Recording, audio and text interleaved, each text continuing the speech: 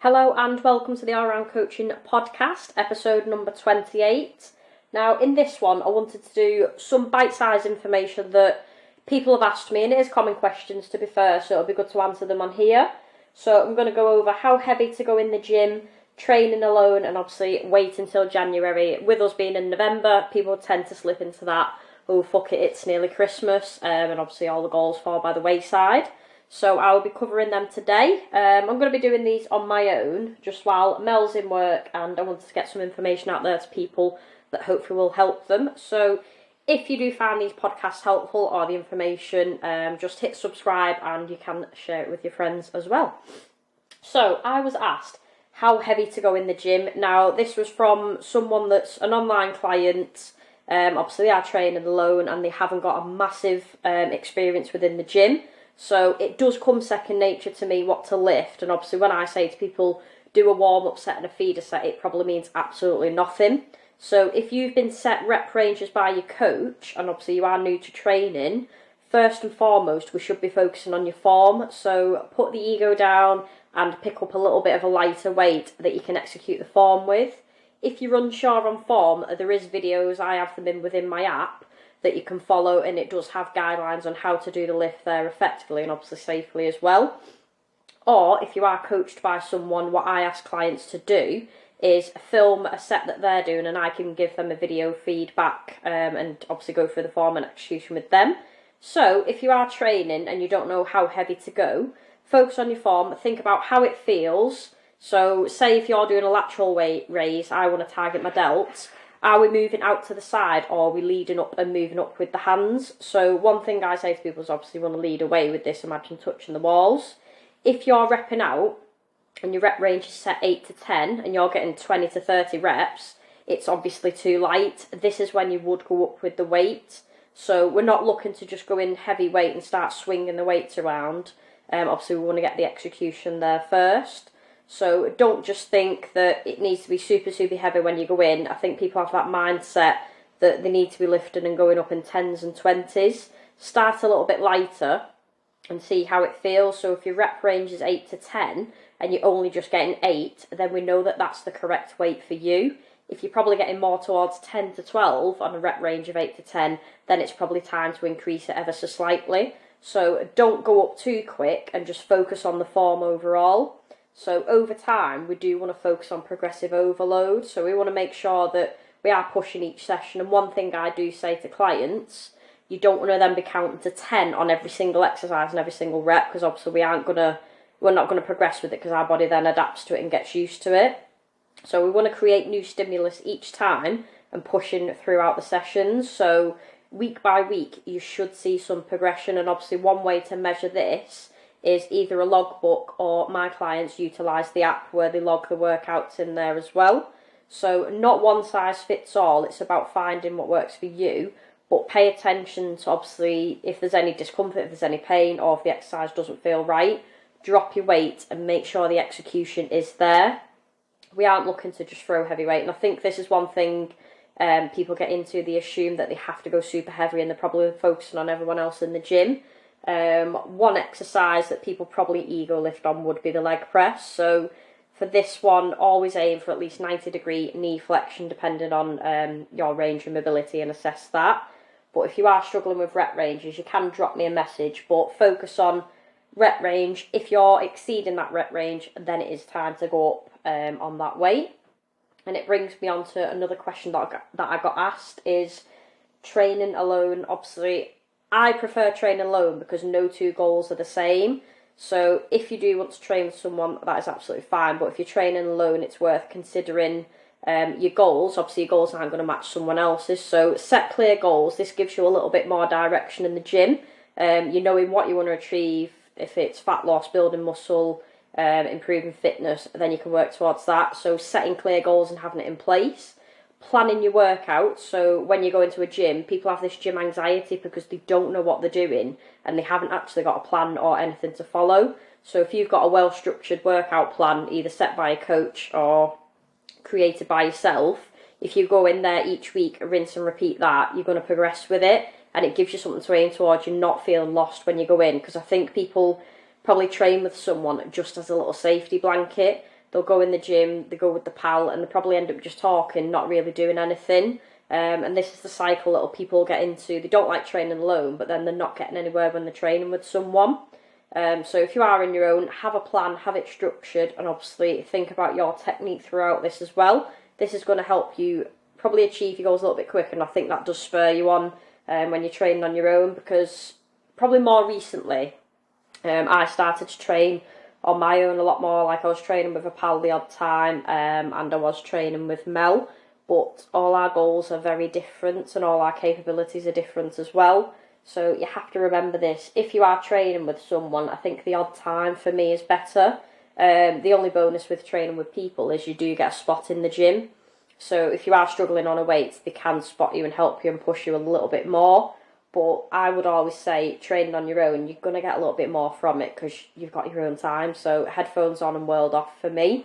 I would always be consistent with this as well. I think people go in and they just try and change the workout every single week.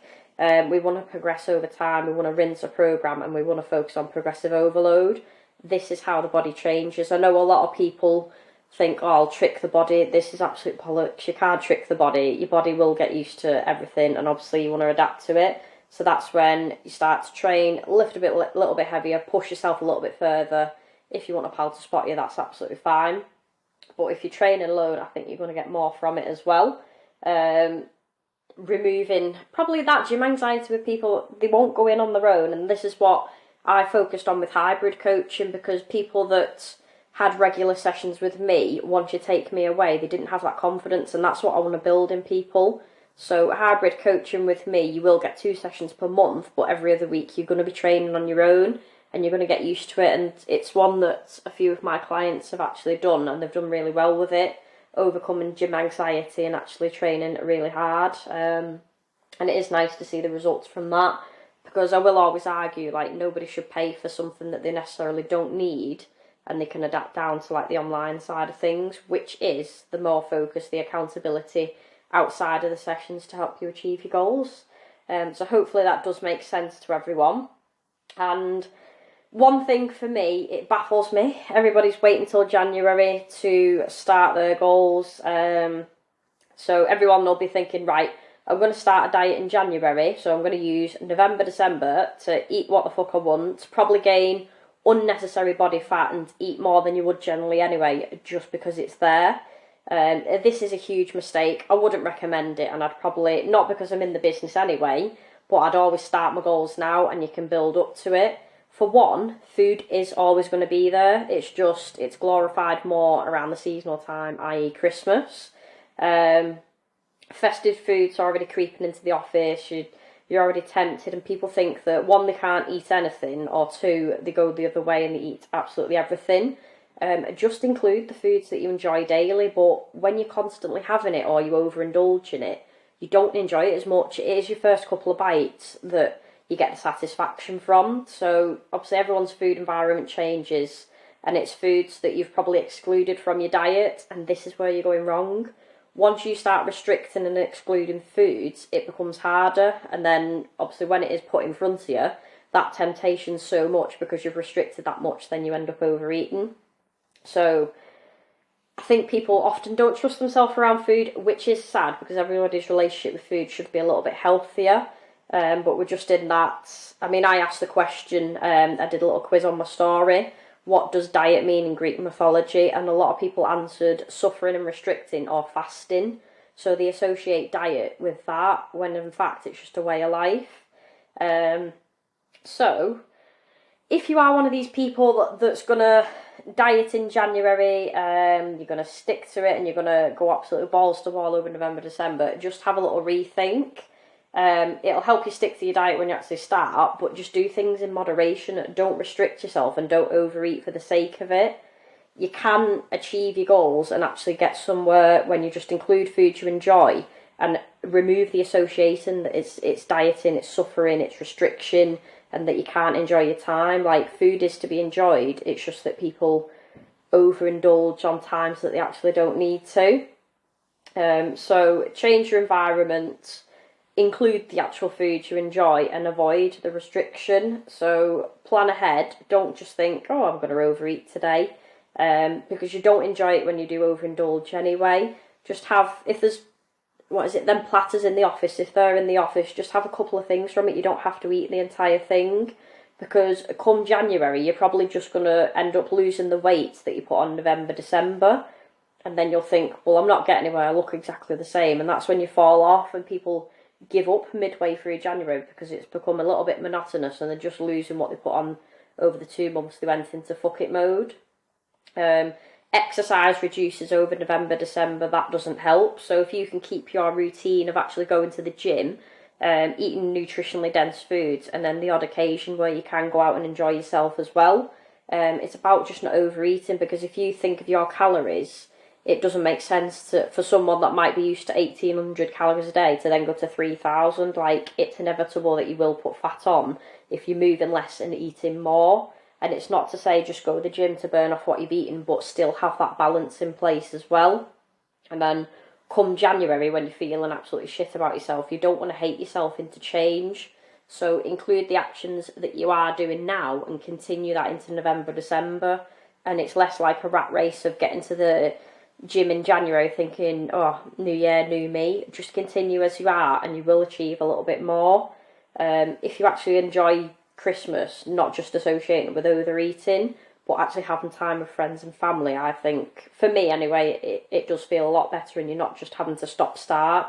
So obviously there's more changes in behaviour.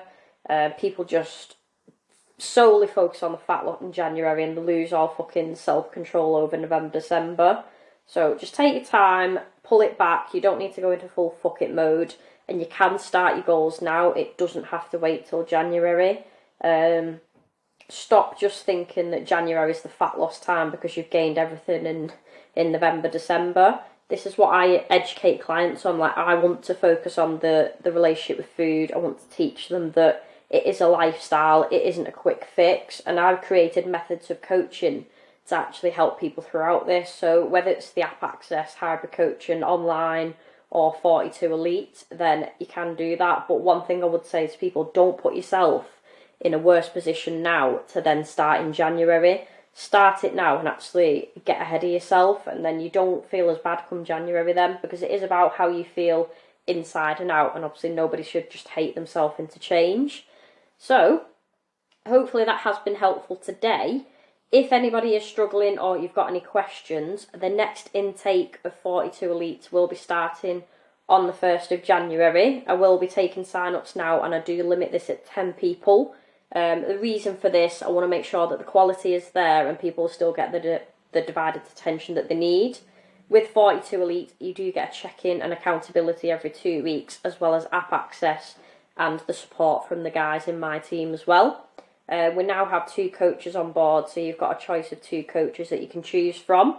But I want to see people succeed and actually look after the health, and it is why I created the services that I have. So just going beyond gym sessions and actually creating an online access and app access to actually help people a little bit further. So if you have got any questions, or if there's anything you want to hear on the podcast, we will be back next week. We're going to get a couple of guests on as well. But if you've got any questions, drop me a message, or you can subscribe and send me any details that you want me to shout out. Thank you for listening, and I will see you next week.